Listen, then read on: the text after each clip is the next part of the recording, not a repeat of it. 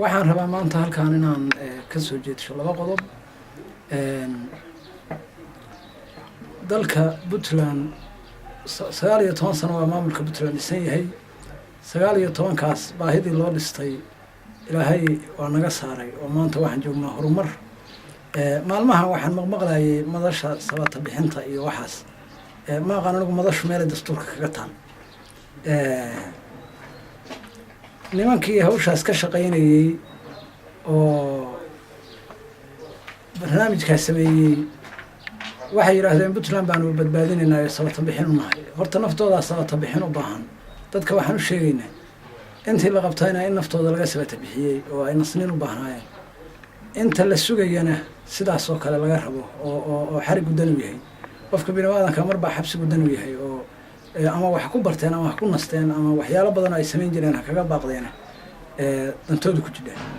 marka sidaa darteed gaar ahaan waxaan rabaa inaan taabto ninkii madasha gudoomiyaha ka ahaa. anagu isku qoysna waa nahay, nabadoonkiisina waa ahay. waxaan u sheegayaa dowladda Puntland iyo shacabkaba inaan maanta amar buuxa ka bixinayno in ninka la soo qabto, sharcigana la horgeeyo, maadaama uu noqday caadayste fidmo wala ah oo mar walba dhibaato ka shaqaynaya isagoo magaca nabadoon iyo wax la mid ah ku qaraabanaya.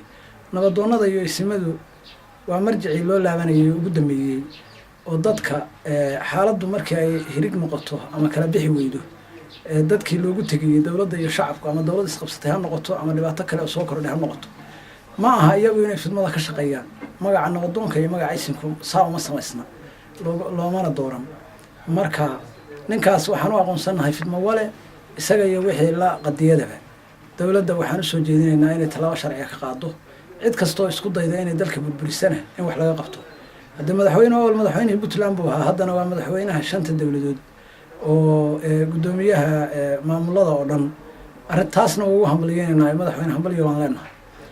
horumarka dalka ka socda oo sida dekada iyo aeroboorada iyo kaabayaasha dhaqaale iyo wadooyinka wax la midkaana aad iyo aad baan u soo dhaweynaynaa. Puntland horumar baa ka socda, sabata bixin iyo bila maanta lagu habaaro la yiraahdo bilaaya ka jidhe. Puntland ma qabto waxyaalaha yar yar oo marmar iska dhacaan adduunka dhan bay ka dhacaan. iyadana waxaan leenahay shacbiga dowladda hal wada daafaco. cid kasta oo Puntland dhibaato ku wada waa laga hortagaya. nimankii maalmada way qaynanayo lahaa anagoo reer hebel cid kale magaalada ma imaan karo, madaxweyne kama soo degi karo, anaga magaalada leh. dadka caqligoodu inta ku sameeyay yahay hadee iyaga sabata bixin u baahan. haddaan mar labaad idinku cesho waxaan ugu baaqayaa oo soo jeedinayaa dadka reer Puntland nabad bay haystaan, dowlad bay haystaan, horumar bay haystaan.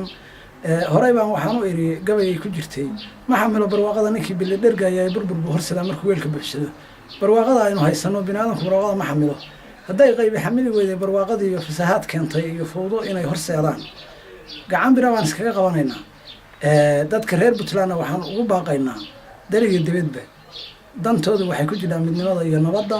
ciddii fowdo ku wadanayaan dhag loo jaaqsinaha la iska qabto oo sidii dad aanu aaminsanahay in dad kale gacmo kale ka dambeeyaan ama cadow Puntland soo dirsaday qori faraar baan iskaga qabanaynaa. dadkaasaan hadda ilaafay ama magacaabay iyo kuwa kale badanna si degdeg in lagu soo qabto dowladda ka rajeynayna saacadaha soo socda insha Allah.